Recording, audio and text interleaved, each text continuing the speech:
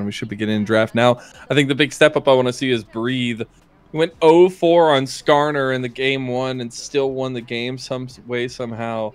I do expect that one to be banned away early this time around. Yeah, I think that, you know, Breathe coming into this roster, I think huge upgrade over ZDZ, who struggled a lot at different points. I think he was maybe criticized too heavily on Weibo, but still, Breathe coming in off of his time on RNG, comes in on a huge head of steam. This guy can do absolutely nasty things.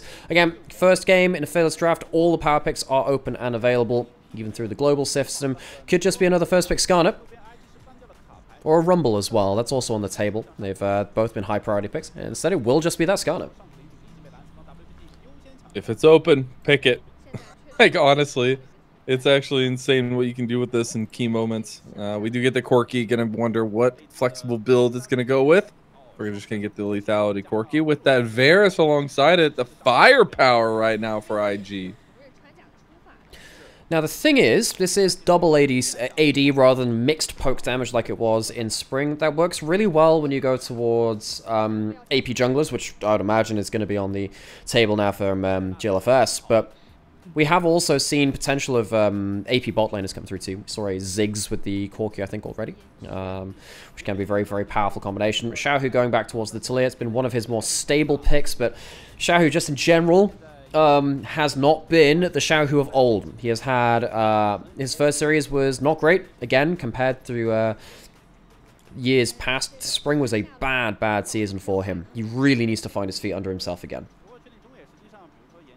I'm gonna break from this because first I gotta tell you this rhyme that my chat just said. The person is named LNG Scout is the best. Yes, here I'm aware of the little poem.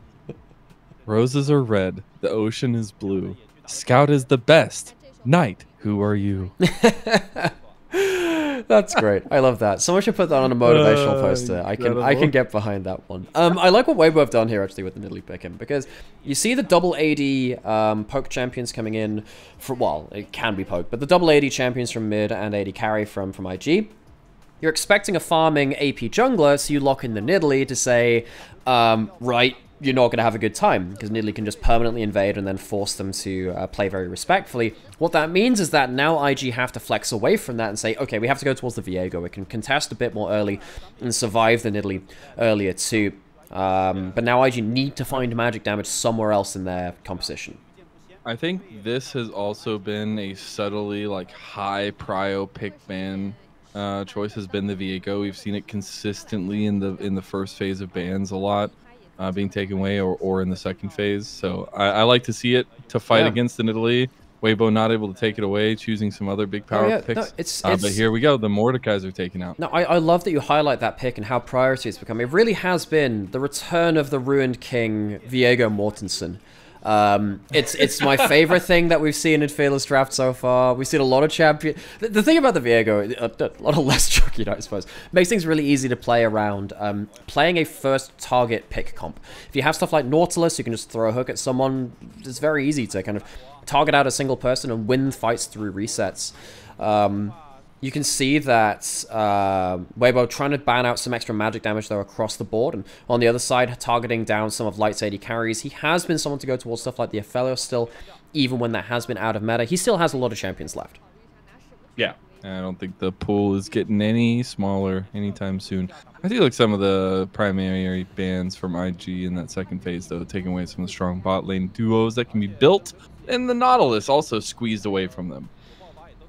Now, Nautilus, as we said, very good with Viego. Whenever Nautilus is meta, Viego's meta too, because Nautilus either dies on the engage or gets you the kill on that first engage. Pretty much every fight can be very, very powerful. Ezreal, I absolutely did not expect. This champion's in a garbage spot when it comes to itemization right now. Very surprised to see this one come through. It's okay in lane, but again, I continually shout out Dragdar when it comes to Ezreal builds, because he's done a lot of content on that as a Challenger US player. He just doesn't know what to do with this champion right now, so I hope Light has something to shine on this example. I do really like the Rek'Sai pick here as the last pick for IG. Get a little answer, I guess. We're going to have some bestial combat in the top side of the map. That'll be a lot of fun to watch, but it's more so all eyes on Tarzan, one of the most established names in the LPL, a long-standing LNG standout against the rookie who barely has any written competitive experience down for him on GLFS on the Viego versus the Nidalee. Yeah, I think that jungle matchup, of course, when it's not the AP farming junglers, obviously you get a bit more early action. Nidalee will want to get up into enemies' faces nice and early into the game, though. Need to see how the lanes play out. When you have invading junglers, you look to see if they have winning lanes to help them invade. So that's going to be very, very important. GLFS needs to make sure that they can get value in the early game. That's what they picked it for. It means that you saw that Nidalee first, and you can try and at least try and skirmish a little earlier than it would have been with like a Lilia or a Karthus or the like. Well, we're getting into it now, and it's another moment for IG's youngins to prove themselves on really the only remaining long-standing member. Nenny has been swapped out here or there over the last couple of years, but here we go. Weibo with their new revitalized roster. They've changed out those pieces from anyone's legend that they took over, and now it's all about its super team trying to remain at the top of this group. And I think the real matter-of-fact point is, what kind of mid lane influence are we going to get? What guests do you have for the Corki build we're going to get this time around once we get into the ruins? So, onto the Rift once more. I think this series is a lot more important than people would have put on paper. Weibo, this is the time to strike them before they get their feet underneath them. IG, they've had a lot of changes too. I think a lot of people would argue they have downgraded a lot on paper. This team has a role swap mid laner. It has a whole lot of random stuff coming through. So now is the time for them to kind of show that these roster changes for them can compete with some of these teams to look for that top 2 spot. What's funny is you could even say that about Weibo. Wow, they have a role swap mid laner. Wow, gosh. Man, Xiaohu, yeah, that famous MSI top lane winner. Yeah. Goodness. Can't believe he's playing mid lane now. This is going to be interesting, though. I think this is an answer we haven't seen just yet, is the Rek'Sai into the Skarner. I'm very curious if it actually gets the advantage, but what kind of pressure it's supposed to give.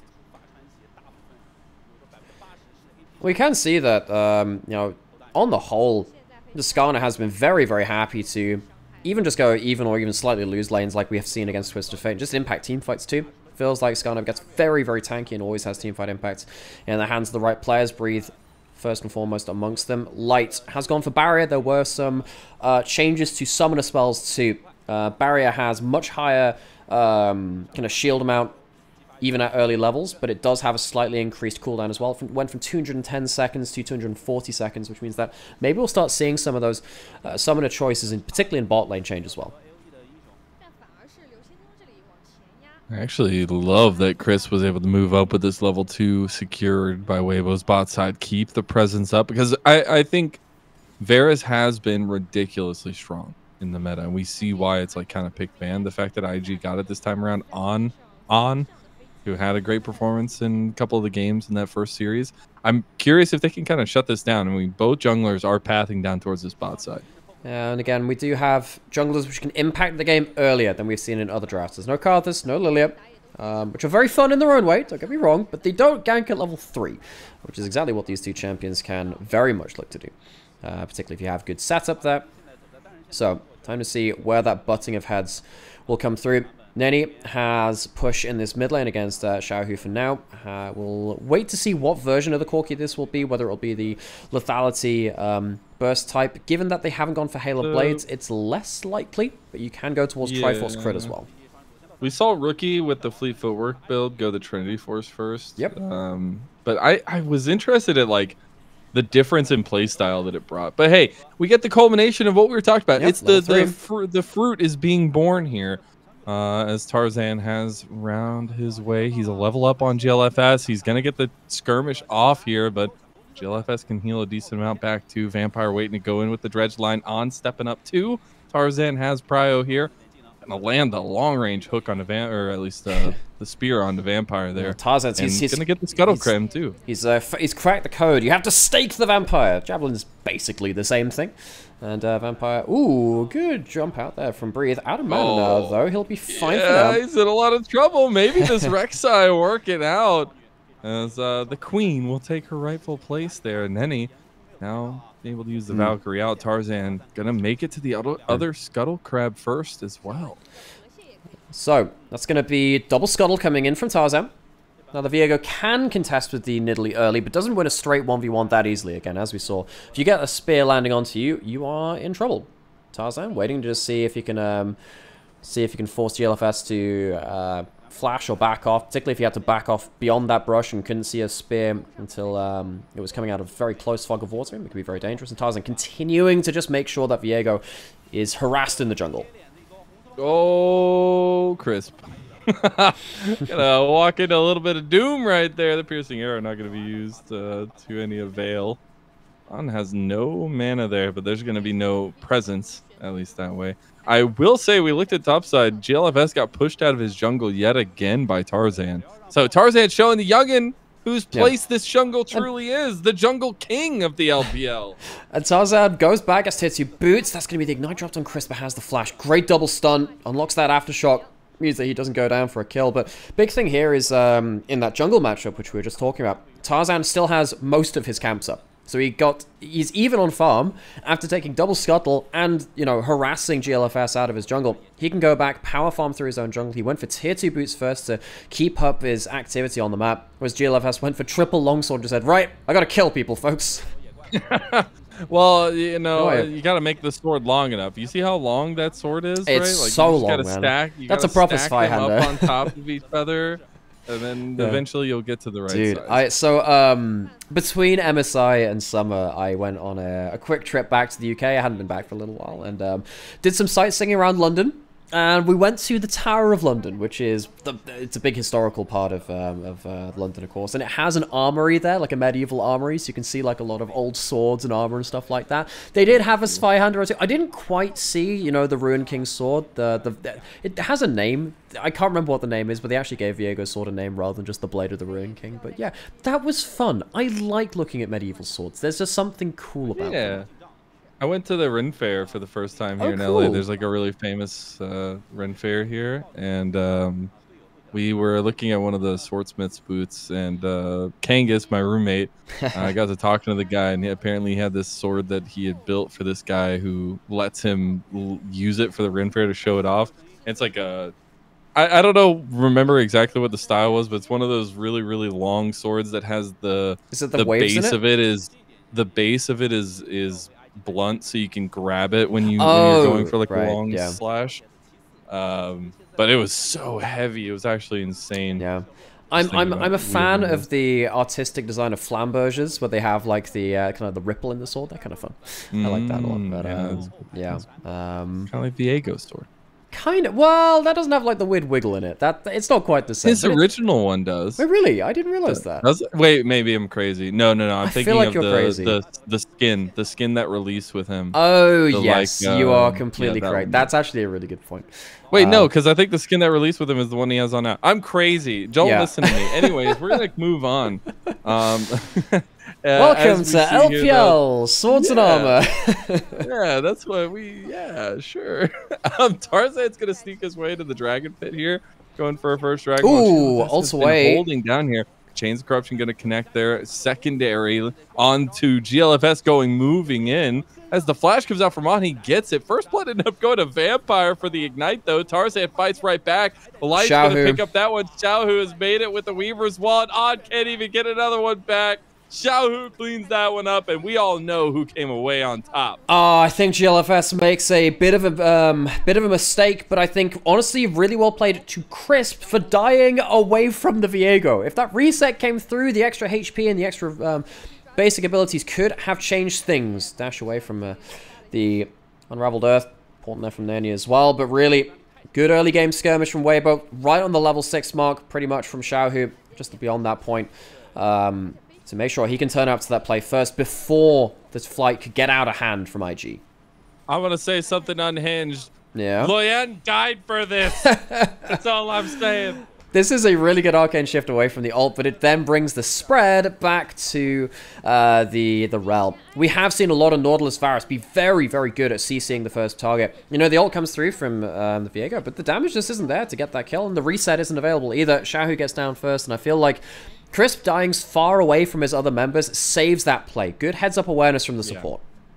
GLFS just desperately wanted to make something happen down there. He was literally waiting under tower for like a good minute, but just unfortunate. Can't make it happen. And now Tarzan gets to take control of the top side first, at least. It looks like GLFS will be up there to contest, but the Dragon did not go down. No objectives have gone down. See who's going to strike first in that regard as Tarzan goes for the red buff of GLFS. Tarzan continually just keeping uptime here. Doesn't have the hugest farm advantage overall, but it's enough. Gets away that red buff, though. He's too good. Yeah, and now the thing is, because it's a camp swing, and you take something away, but the enemy player can't get it as well, a single camp can mean an awful lot. It's like more similar to, say, Dota, where you can actually deny your own minions and stuff. That could be pretty important there. We don't exactly have that in terms of laning, but we do kind of have that in terms of jungle camps, because both tier players can take them. It was a shame that Tarzan wasn't playing last split. I will say I tried to go down the rabbit hole with Trouble when on cast. What is up with Weibo and picking up junglers that didn't play in spring and then all of a sudden having a good time? I'm feeling another Weibo World Finals run. I'm just saying. They picked up Weiwei when this just happened. That is such a... God, that's so weird. Yeah, that's the... And it's like, it's weird that this has happened. If I had, you know, if I had a nickel for each time this happened, it's weird that it's happened twice. Ult's coming through. Oh, on. Oh, on. Oh, on. You gotta, somebody's gotta give here. A vampire looks like he's gonna be the one to give his life, but he might be able to slink his way out. Crisp going for it, though. The Shattering Strike hits, and Light connects. So, Light using at least the early game potential of the Ezreal to do some damage. Ezreal's item builds are really janky nowadays, folks. They're not really as synergistic as they were even just this time last year, which weren't even great back then, folks. So, like, making sure that at least the early game is going well, getting some golden pockets, maybe make sure there's too much gold for the item builds to really matter that much. Actually, finally get some of these objectives down. We will not get a second spawn of grubs, by the way.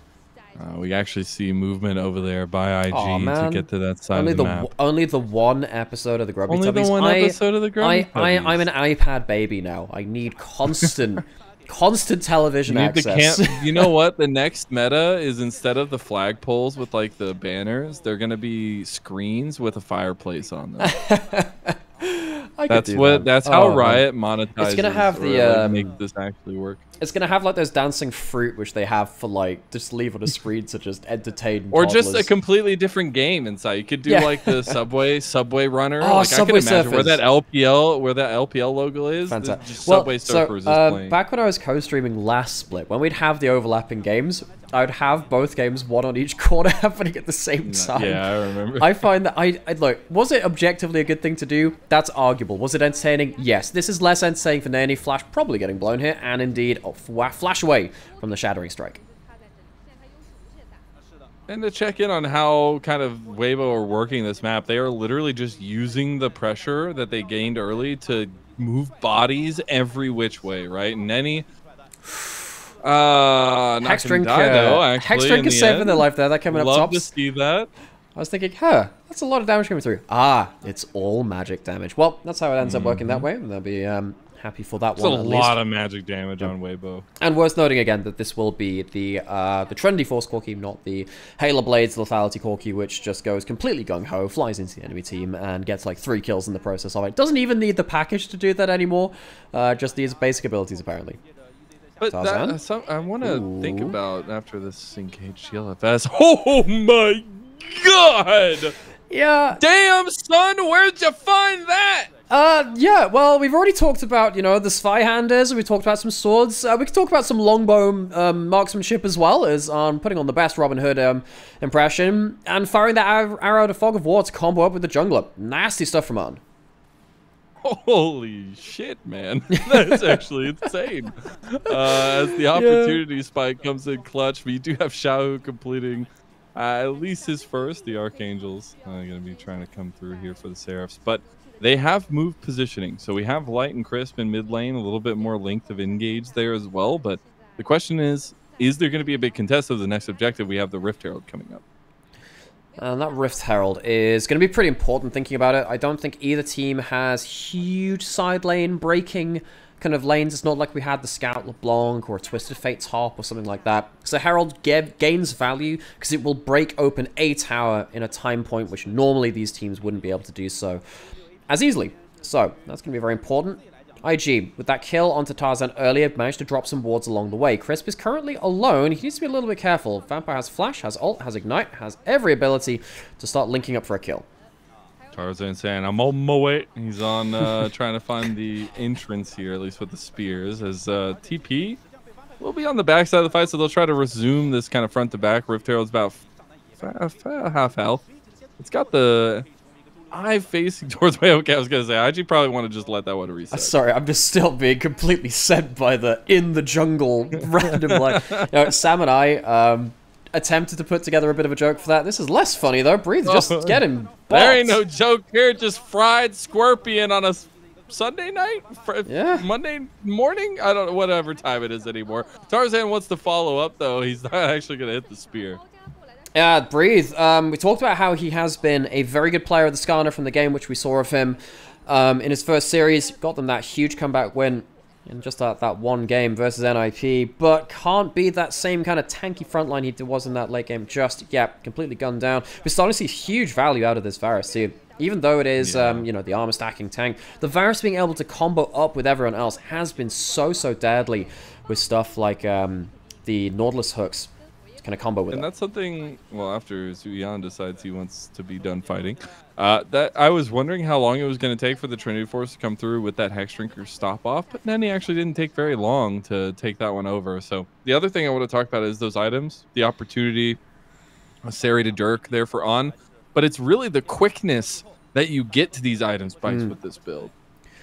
Yeah, like we saw 4 or 5 items on the one on the first day at like 28 minutes. Yeah, absolutely. First strike helps you just get that extra couple of 100 gold. You need to get that first item every now and then. Bree currently alone on bot side, but there's no Varus on screen this time, so it's much harder to just completely 100-0 him. First items coming in across the board. You talked about Trinity Force and the Hex Drinker, and then of course Arn getting towards early items too. Light, Xiaohu, Tarzan also on big damage spikes for themselves. Dragon not going to be contested. There's bit of a split map coming in from Weibo. They want to just push out topside, but with the Herald, they can start to maybe damage this mid lane. I don't think they take this one for free, though. I try to move it in here. Get the rockets from Nenny over the side.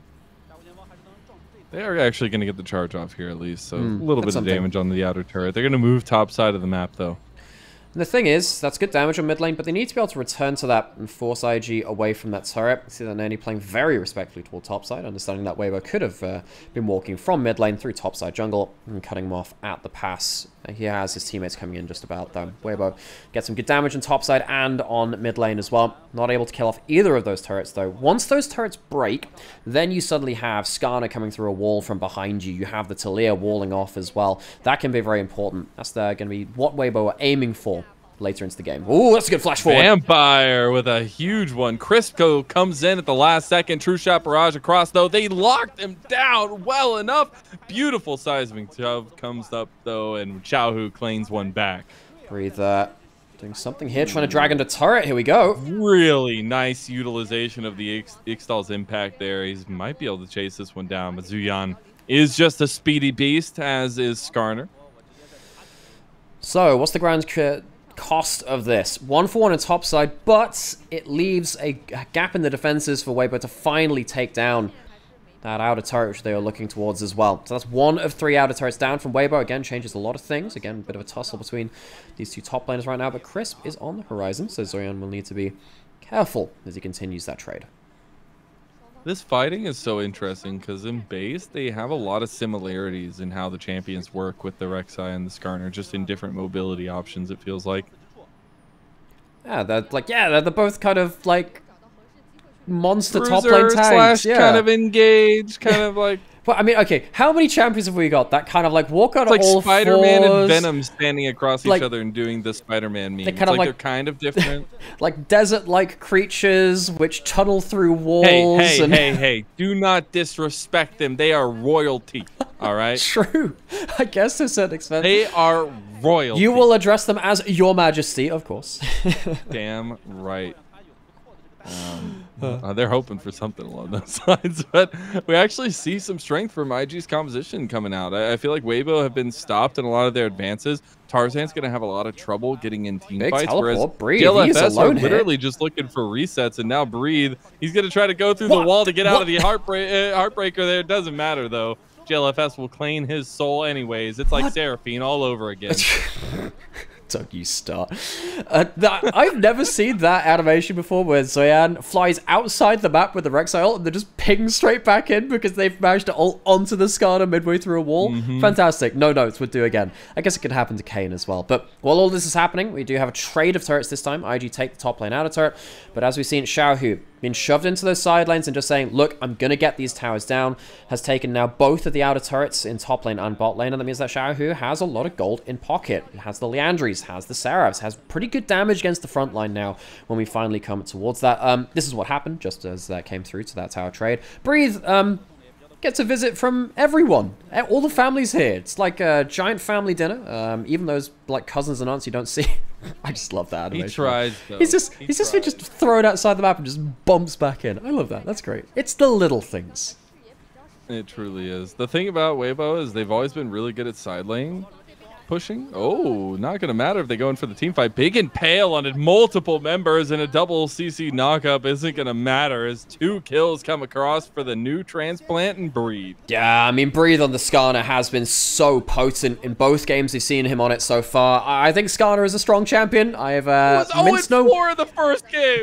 And you know what? It didn't matter. It didn't matter that he was down that long. This guy has had such good teamfight impact. And again, even though he just died at that top lane unceremoniously, just turns up to the next team fight completely fine. I think that is the strength of Skarner as a champion, much like the Cassandre and stuff like that. Doesn't matter if you're super far down. That ultimate in team fights like that has been so important. And it buys Weibo a chance to break this mid lane out of turret. And now they've taken the entire outer ring.